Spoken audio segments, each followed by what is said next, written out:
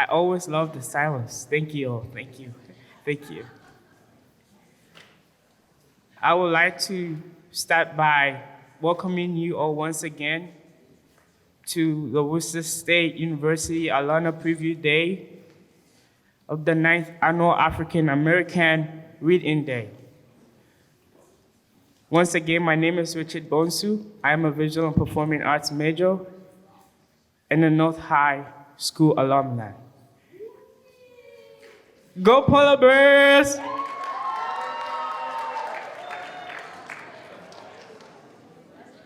Since 1990, the National Council of Teachers of English and the Black Caucus of the NCTE have promoted the National American Reading Day.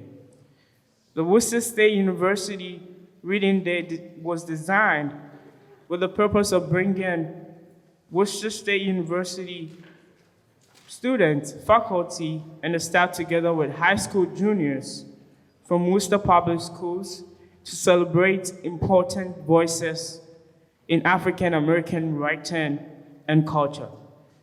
Thank you, Mass EDCO, Admissions, and the Office of Multicultural Affairs for sponsoring this event. Now, with the honor, I would like to welcome the president of the Worcester State University to the podium. Thank you. And his name is President Barry Maloney. Let's give it up for President Barry Maloney. Let's give it up.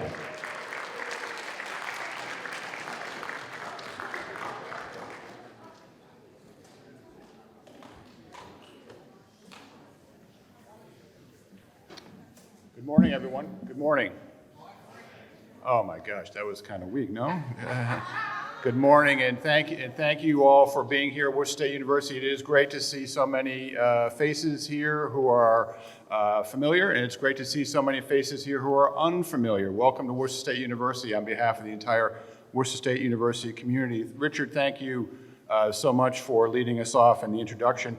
I want to add my welcome today, especially to the high school students who are here. I have been a proud father of two students who have gone through the Worcester Public Schools. I have a Doherty High grad and I have a South High grad, so we're very, very proud of my connectivity. And I hope, students, that you get a lot out of today. I know that you were sitting with the Worcester State team earlier and getting a lot of information about the university, about the college selection process.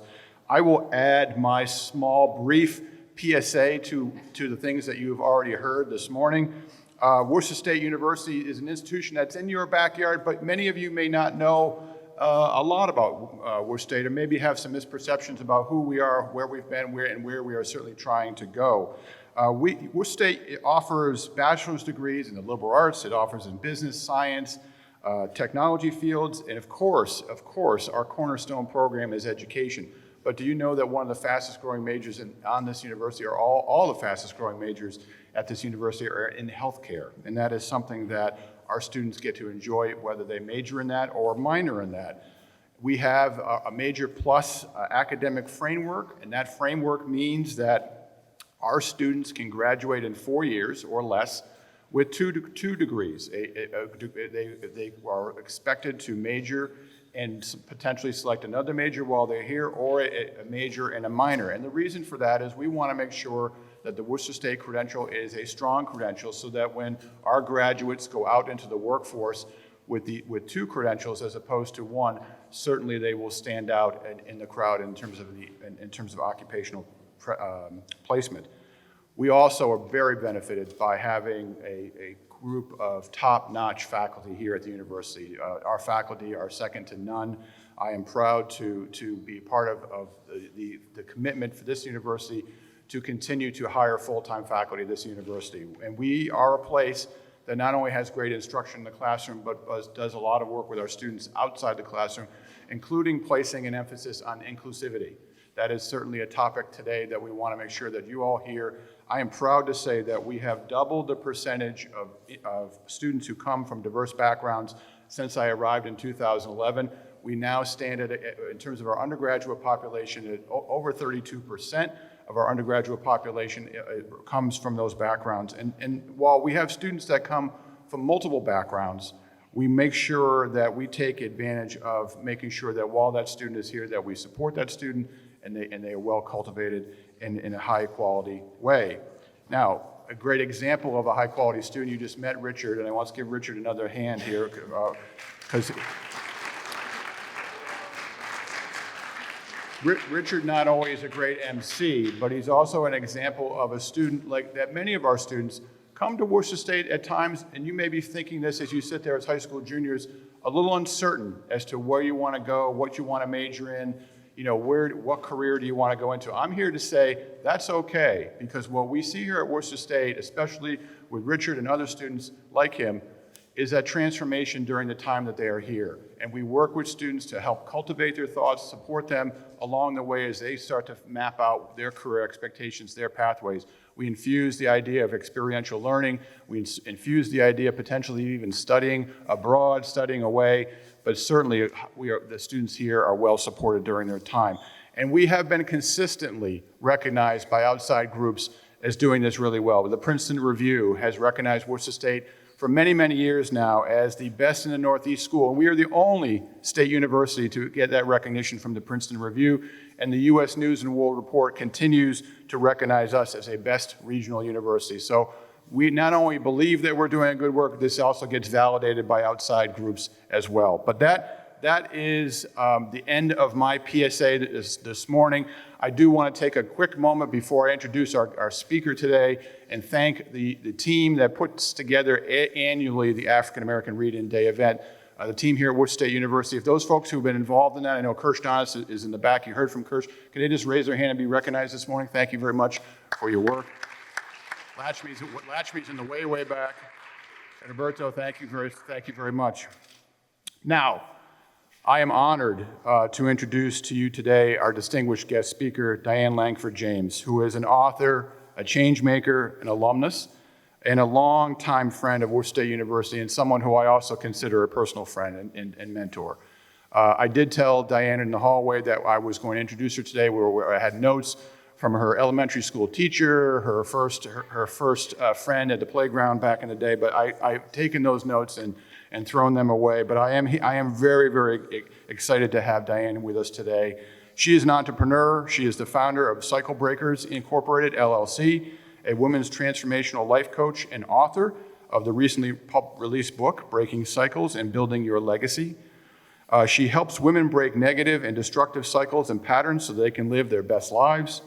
She also pursues change through her work with the Torch Foundation as their executive director. And she is the president of Bravery, if I'm pronouncing that correctly, a training that empowers and enlightens and educates women as their co-founder of the Yes We Can Teen Academy. I can think of no one better to be with us this morning and to talk with this group. Please join with me in welcoming Diane Langford James.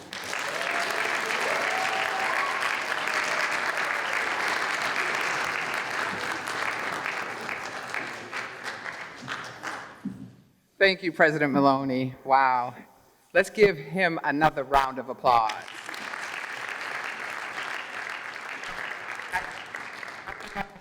He says, and I've been working here with Worcester State in regards to teens and social emotional intelligence, so important. And President Barry Maloney has allowed us to come here on this campus since 2015 and pouring into our youth. And he is a man that is personal. He is a man of his word. He is a man of integrity. And so, Sir Barry Maloney, let's give him one more round of applause.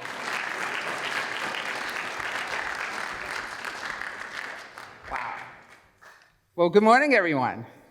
Good morning. All right, we're going to do that one more time. Maybe two, okay? Good morning, everyone. That's what I'm talking about. Good morning, everyone. Good morning. I'm so happy to be here. And before I get started, I want to first thank God for allowing me to be here, to be anywhere through the journey, and you'll hear a lot about my journey.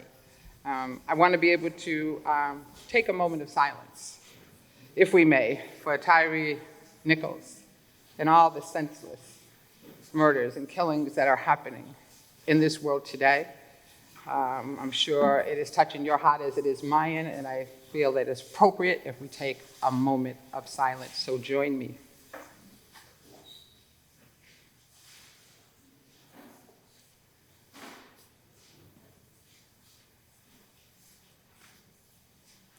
As my heart is heavy, it is also enlightened to be here with you on Black History Month, number one, African American Read-In Day, who would have thought, right?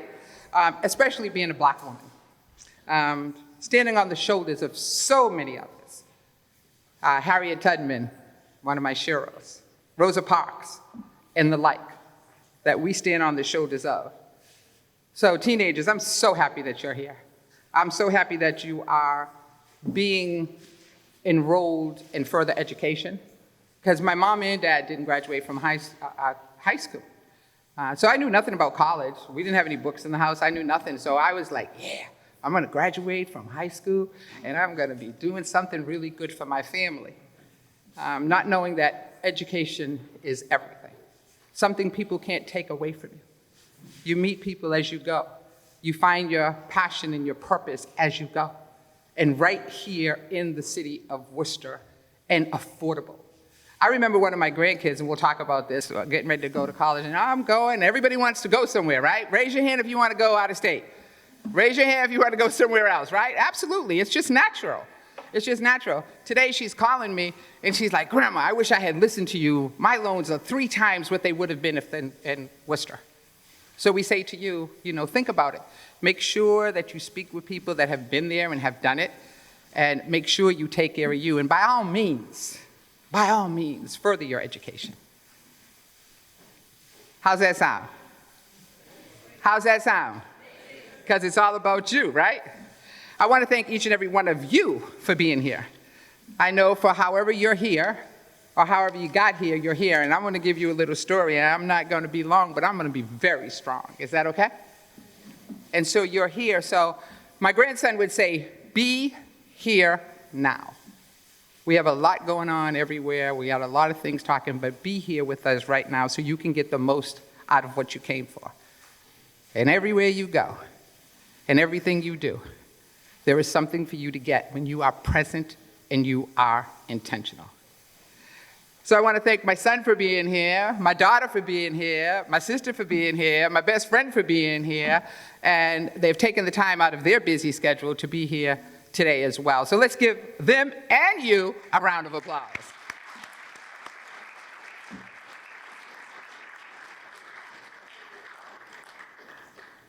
And before I get my thank yous over, because I could say thank you so many times, I want to thank Lakshmi. Where's Lakshmi?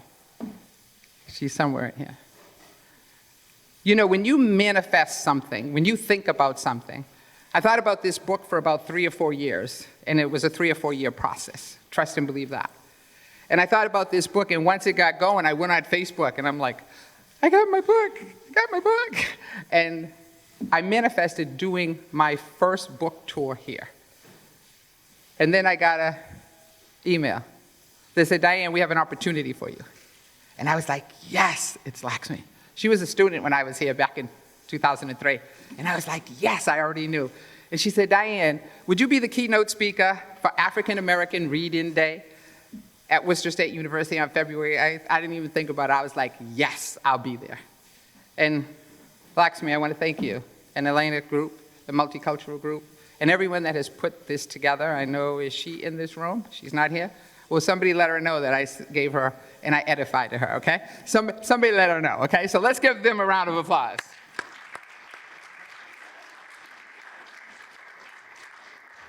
So before I get going, I want to share a little bit of my story. Am I able to walk? Okay. Can you hear me? Testing. Okay, good. I like to walk just a little bit. I want to tell you a little bit about my story, okay? Because I'm a firm believer that people really don't care how much you know until they know how much you care. And we care about you. I love the smiles on your faces. And we care about you. I care about you. You're me. And if I had had some information or some mentors or some people around my life, then maybe I wouldn't have took that left. But I thank God that I'm alive today and being here. So I'm married twice. We have a blended family. I have 6 children, 21 grandchildren. See, so that always gets... I have 5 great-grandchildren. Yeah, did she say great? Yes, she did. I have 5 great-grandchildren, and I turned 71 in October. Go figure! Go figure!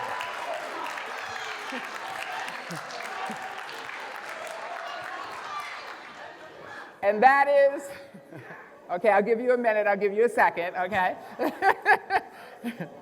And that truly is nothing but the grace of God. I want you all to know that I am 31 years clean and sober. How about that?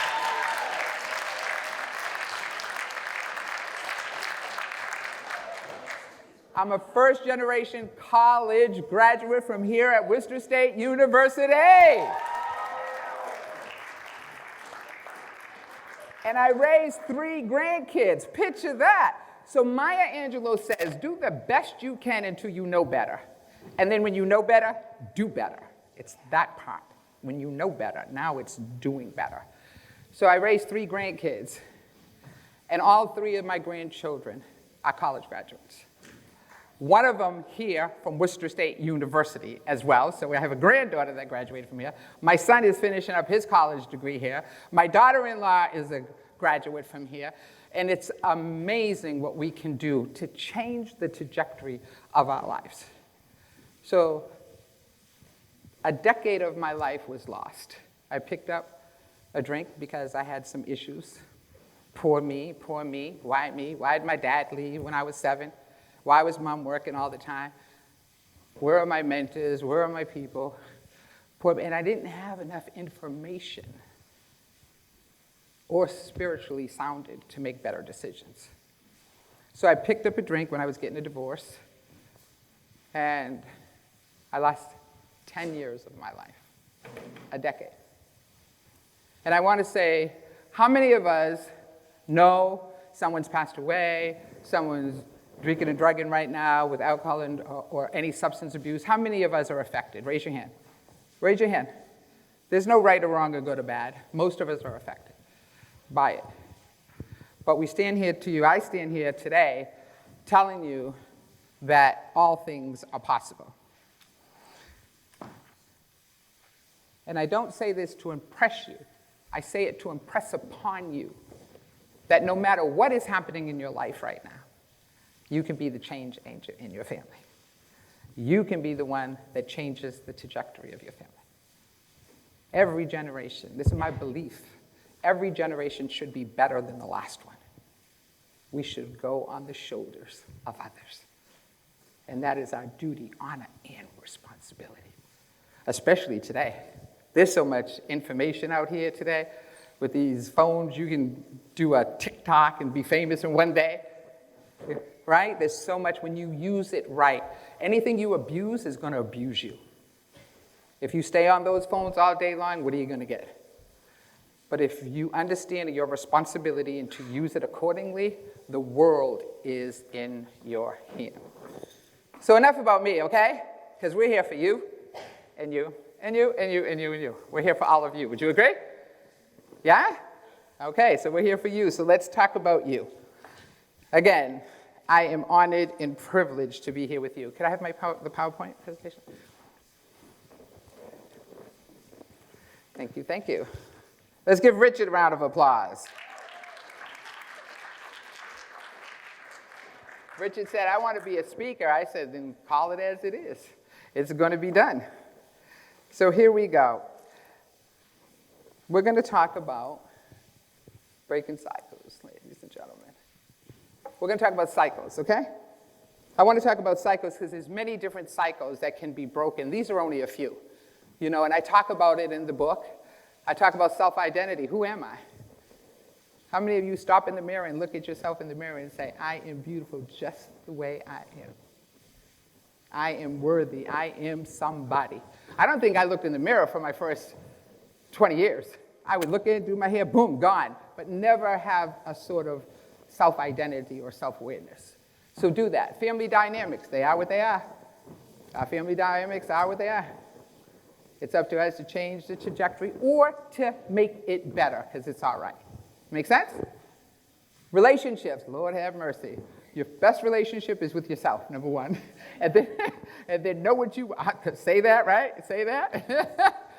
Know you, and then you can know what your boundaries are, what your requirements are, what it is, no right or wrong, or good or bad. But we only have one shot at this thing called life. One. And it goes by very fast. As my uncle would say, we get old too fast and smart too late. Can you imagine that? 94 years old. Old too fast. And I'm 71. I'm like, when did this happen? Can somebody help me out, please?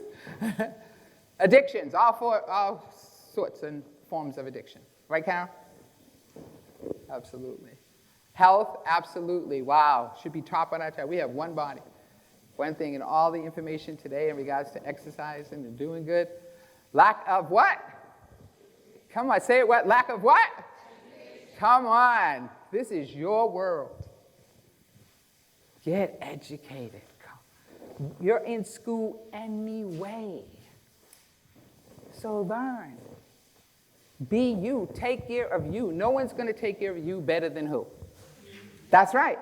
So who's responsible? That's right. That's right. Say, I am. Who's responsible? Come on, you got to make it personal. Yes. You are responsible for you. For what you do, where you go, your attitude, absolutely. And that's a good thing. Financial bondage. Who could use some more money in this world? Raise your hand. Watch everybody's hand go up. I know that's right. Absolutely. Absolutely. Money is not the end-all, be-all, but it sure does support you to do the things you would like to do and live a life. And spiritual soundness. To be spiritual, to be happy every day. You know, I wake up every single day grateful. I have so much energy. My grandkids say, you have more energy than us. And maybe so, because I have a lot of energy, but I'm focused. I know what I'm doing during the course of a day.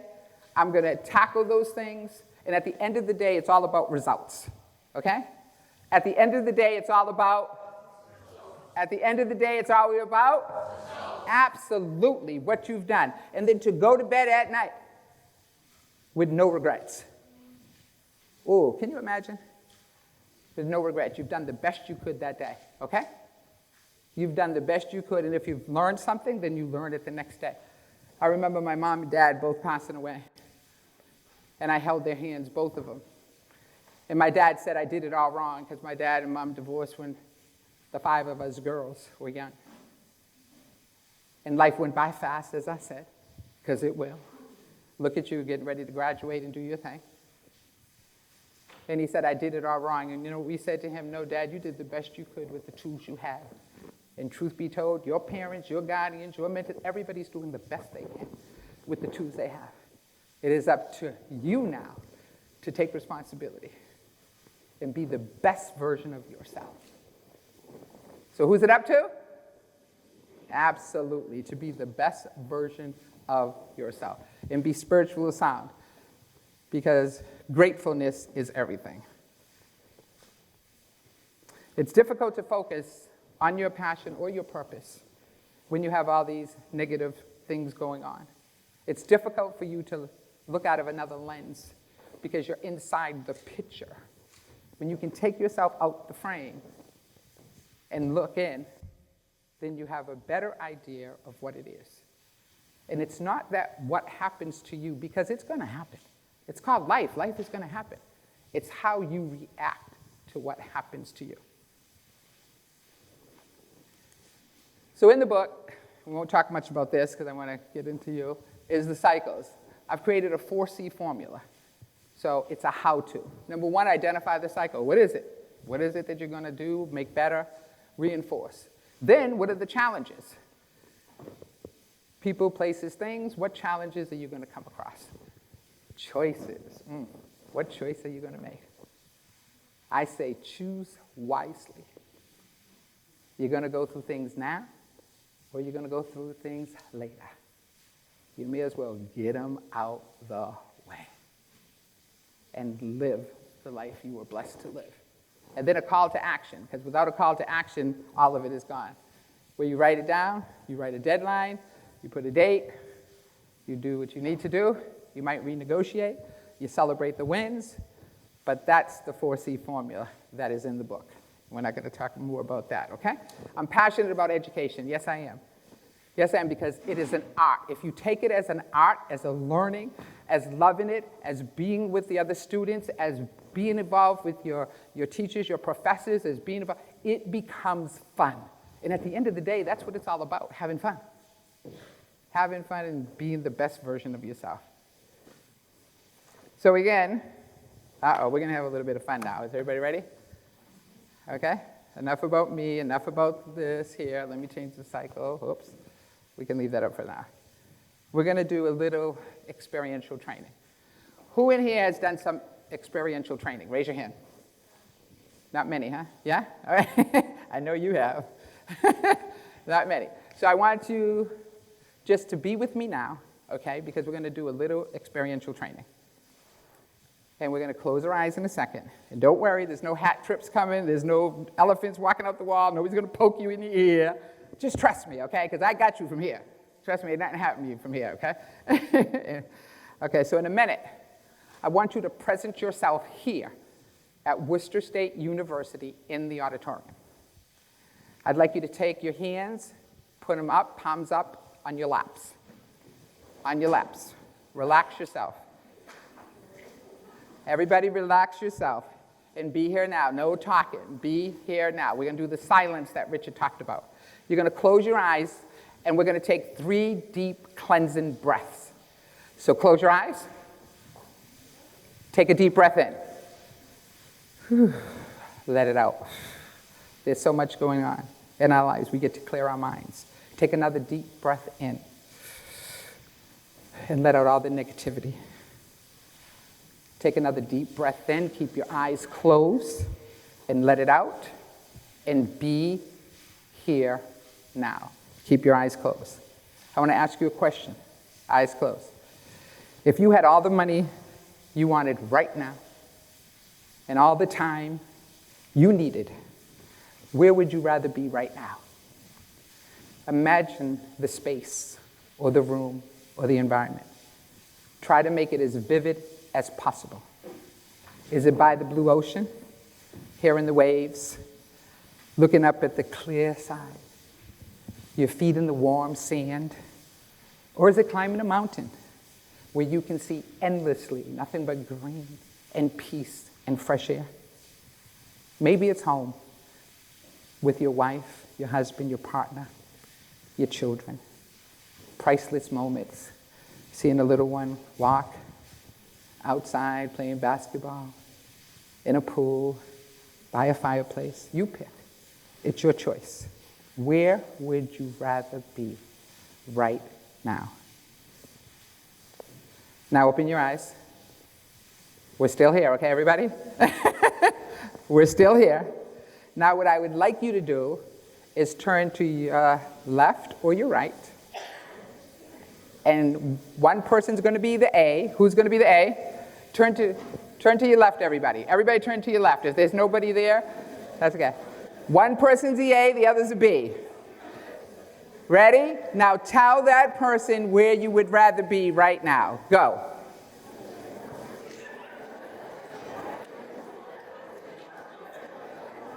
"30 seconds. Everybody's playing. 10 seconds. 5 seconds, and stop. And stop. Now the other person, we're going to give 30 seconds. You tell them where you would rather be. 30 seconds. Ready? Go.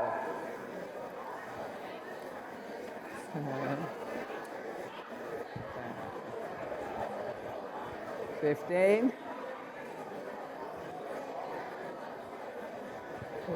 10 seconds. 5 seconds. And stop. Silence. Time's up. If you haven't gotten it out, whoop, do it later. Who in here has the best place ever? Raise your hand. Okay, okay. What is your name? Can you stand up? Is it okay? Yes. Could you stand up? What is your name? Can you speak? Oh, wait, we're going to give you a mic. Hold on, you're going to get a mic. Okay? This is good. Hold that. Who else? Raise your hand. Who else? Go ahead. You can stand up. Stand up here. Come on now. Don't be shy. This is your moment. Who else has the best place? Okay, can you stand up? Yeah, and you stand up too. Yeah. Go ahead. All right, they're going to tell us. Everybody silent for a second. They're going to tell us where they would rather be. Ready? Your name and where you would rather be. Hi, my name is Akosia, and I would rather be in Washington, D.C. Woo, Akosia, yes. Washington, D.C. You must be doing some big things in Washington, right? Yeah. Hello, my name is Gail McCarthy. I am Diane's sister. I'd rather be in Cape Verde Island, where our grandfathers came from. Cape Verde Island, let's go.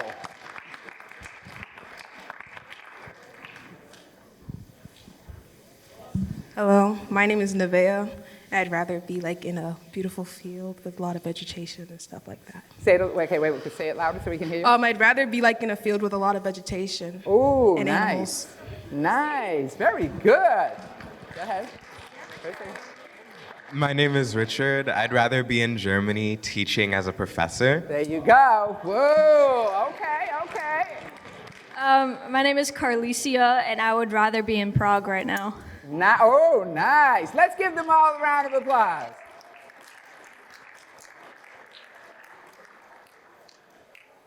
You know where I would rather be? Would you want to know? I'd rather be right here with you where I'm at right now. How about that part? And you know something? The beautiful part about it is that one day you'll not have to close your eyes to see. You're going to be there. But in order to be, that's right, Ray, give yourself a round of applause, right? You're going to be there. You're going to be there because you're going to do the work to get there, period, end of story. You know something? Nobody can stop you but you. Got it? Nobody can stop you but who? That's what I'm talking about, right? So let me tell you a few things about living your purpose. Let me tell you how I believe you know that you're living your purpose. Listen, they don't trust me with all kind of gadgets and everything. How about that? Oh, so let's talk about passion. Let's do the definitions first, because that's what we found. Finding your passion and your purpose. How many in here know what your passion is? Raise your hand. And that's fair. How many know what your purpose is? Raise your hand. That's right, it's a journey. And those that know, that's beautiful because it can change along the way. I didn't know what mine was until, we don't want to talk about the age, okay?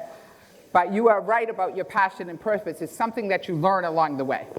So passion, the noun, is a strong and barely controllable emotion because I'm so excited about it. Can you imagine that? And it's also the suffering. In Webster, it says the suffering and death of Jesus, because you're going to do some suffering along the way. But when you know that the end game, then you're going to do what you have to do. Be up nights, doing the work to get there, being there when somebody else isn't there, doing things when people are talking about you. I used to always want everybody to be happy and everybody to be my friend, and I couldn't understand why. Then I realized I was spending all my time trying to be everybody's friend when people sometimes just aren't going to like you just because. It could be because of the way you look. You might remind them of something. It could be your voice because it's triggering. It isn't because of you. Hurt people hurt people. Healed people heal people.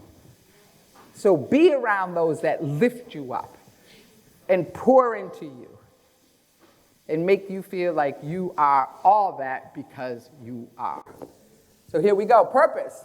Now, the reason for which something is done or created or for which something exists. What is your why? My why in my being is to change my family trajectory so that they can live a better life than I had and I can leave a legacy to them, however that's going to look. The verb is have as one's intention, so you're intentional about it, and objective. So here we go. This is how I believe you know you're living your purpose. Why? Opportunities flow your way endlessly and effortlessly. Can you imagine? Can you imagine opportunities coming, people calling you saying you got that job, people calling you saying you're going to the NBA, people calling you, you're going to the soccer. People are just calling you because you're doing the work and they're seeing who you be. Not what you talk about, but what you do. Come on, somebody, right? And it feeds you and fuels you. There are things that feed you, and there are things that fuel you, but your passion feeds and fuels. So it feeds you financially and fuels you with energy to do what? No matter what. And then cycles are broken. How about that? Does that work for you? Okay, so now what we're going to do, and you did give me my book, right? Oh, Richard, you're so helpful. Okay. So we talk about finding your passion and finding your purpose. I'd like you to be here with me for a minute. I wrote this book, Breaking Cycles and Building Legacies, because 31 years I was taking responsibility. And I didn't know till I was like in the 20-something year that I was breaking cycles. So when you go ahead and do the work, you don't know what's going to show up. Okay? I want you to know that. I love how you guys are so attentive and paying attention. I love how this room is.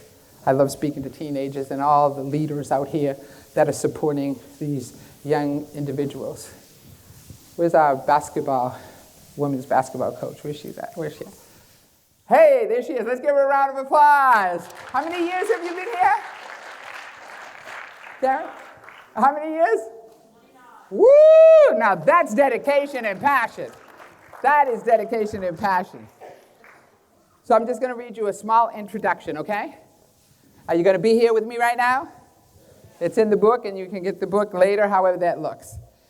It says, I walked into a party in 1979 and did not come out until 1989. Woo! Or so it seemed. This is a period of my life that not only defined who I became as a woman, but set the stage on how my life would inevitably unfold.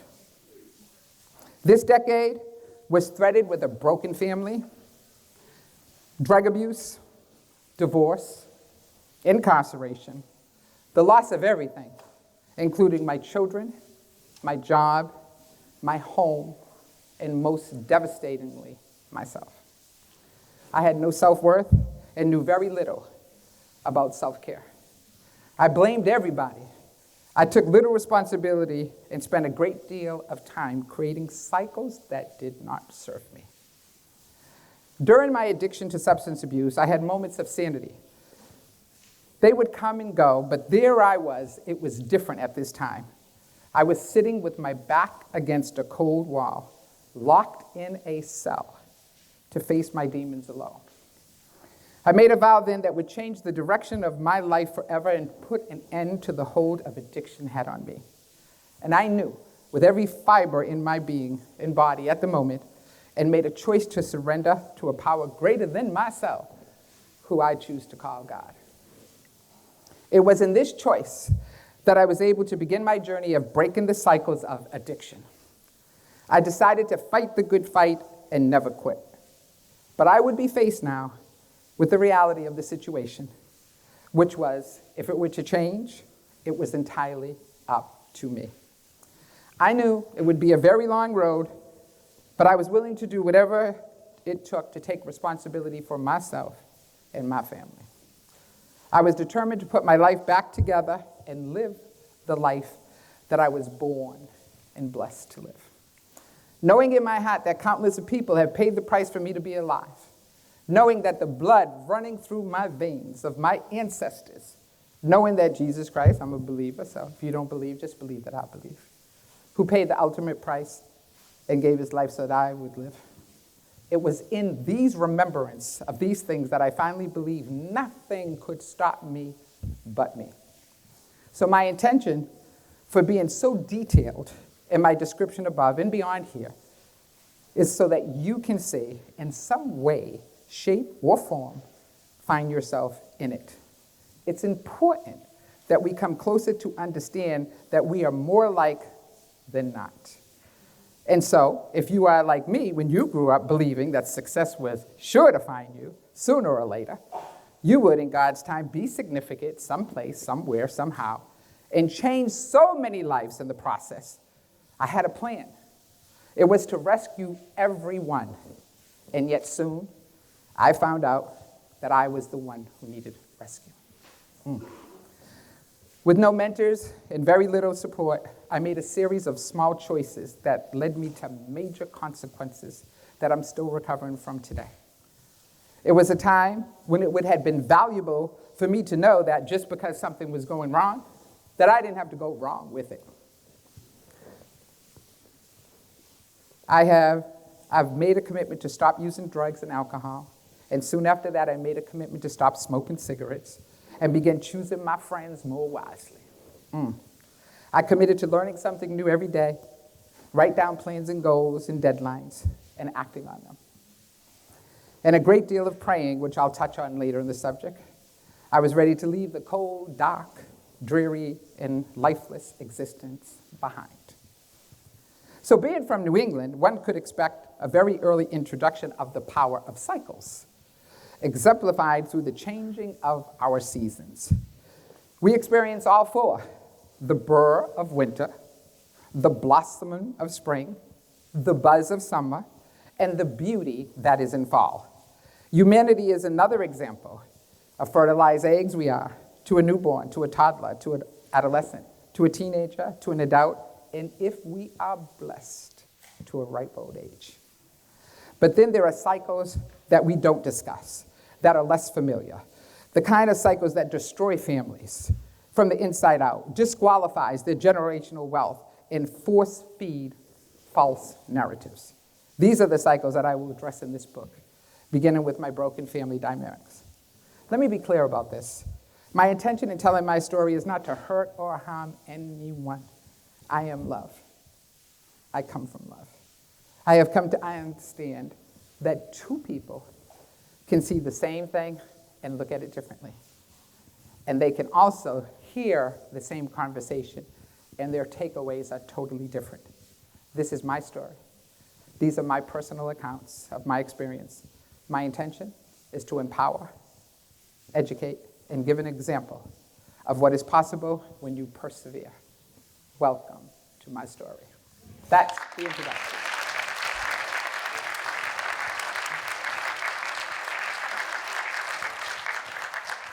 Woo! So how much time do we have? They got me on a time schedule. I think we're doing really good. Yes, Lakshmi. Okay, good. Okay, so that's the introduction. And Oprah Winfrey says, do what you have to do until what? Okay, do what you have to. Ready? Go. Isn't that amazing? So whatever you want to do, it can come to fruition. Yes, it can when you do.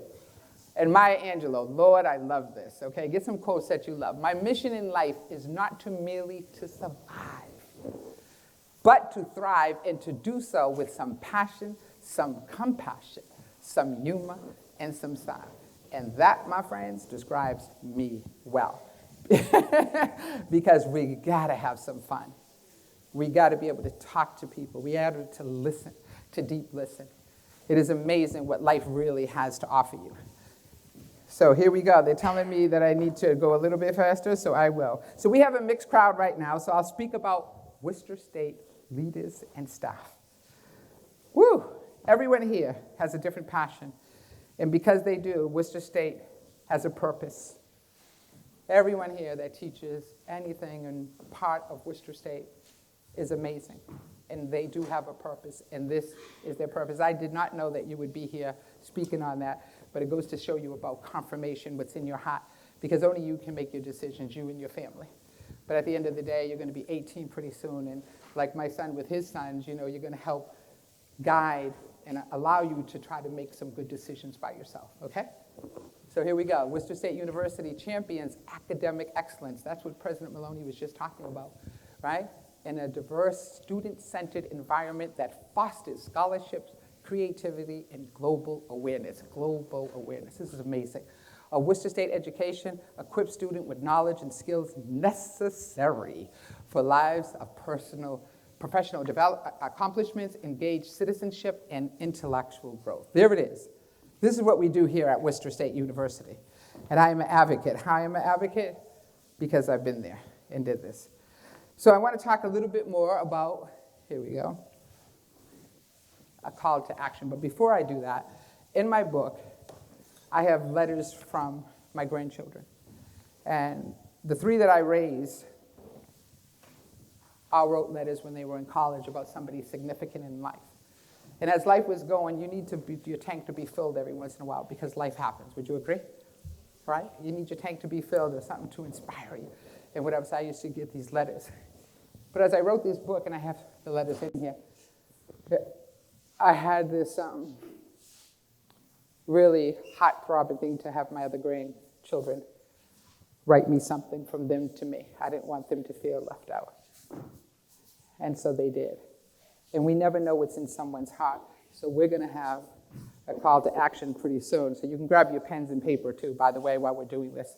Okay, grab your pens and papers, because we're going to have a call to action when we leave here. But I want to read, everybody, if you could be silent for a second. I want to read one of the letters that were written to me. It's a note from one of my grandsons, and it just touched my heart because we never know what's inside of individuals.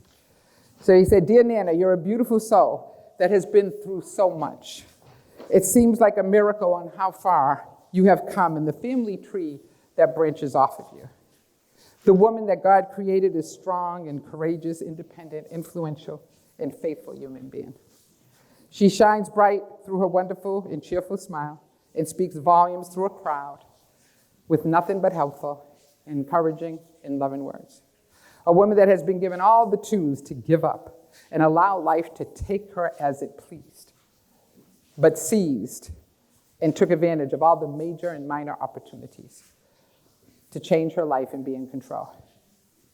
He said, "Growing up, I've always had some sort of doubt that I would be able to become half of the man I am today because of the challenges and living conditions that were placed in front of me. Always doubt, afraid my dreams would turn into nightmares because the resources I had were never enough, seeing how much my friends had. But having you by my side and in my ear, praising my name to everyone you know, gave me hope to continue to push and grow out of the shell I had put myself in. Throughout our lifetime, the devil puts barriers, obstacles, and distractions on our path to reach God. Without you, I don't think I would have ever learned the important and life-changing lesson. The things you tell me encourage me and change the way I look at life. The Langfords that came before should be proud and amazed by the magic that you were able to complete in the task you were faced with. They should be proud because your future generations of Langfords and Mitchells are definitely proud to call you Nana. Thank you for being the woman you are. Please continue to be the woman you are and teach the lessons you taught to us, to everyone. I love you, Nana." My grandson, Damar Jr., wrote that. I couldn't even get through it when I first read it because my heart was so full. I called him up and I said, if this was an essay, you would have got an A+. You took it from here. You don't know what's inside of someone, and we don't know until we have the interactions and the communications with us. Life is so fast these days, family. We're going and coming. We don't even stop. We don't even look at people in the eye anymore. We don't stop to say to your parents or your guardians, thank you for being you for whatever reason. They brought you here. That's enough. Come on, somebody.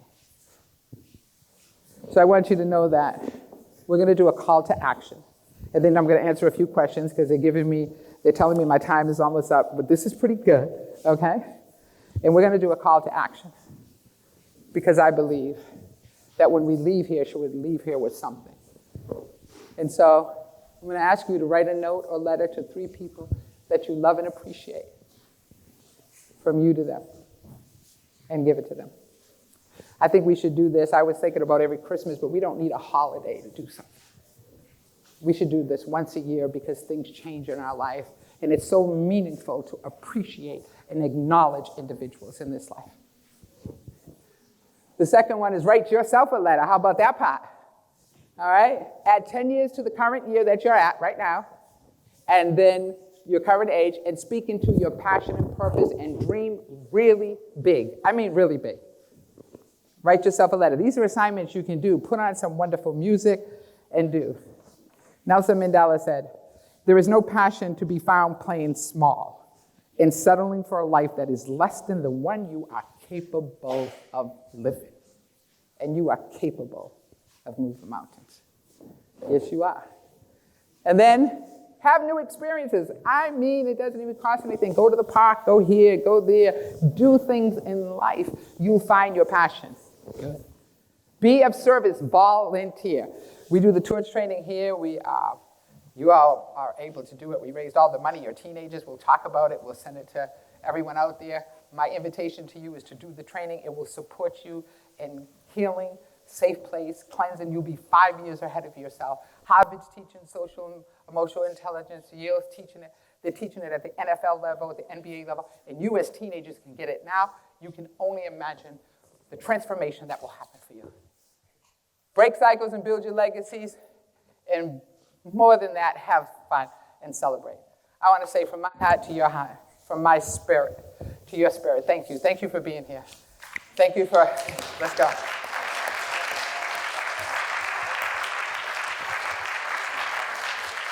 Wait a minute, all I want to know is, did this just happen?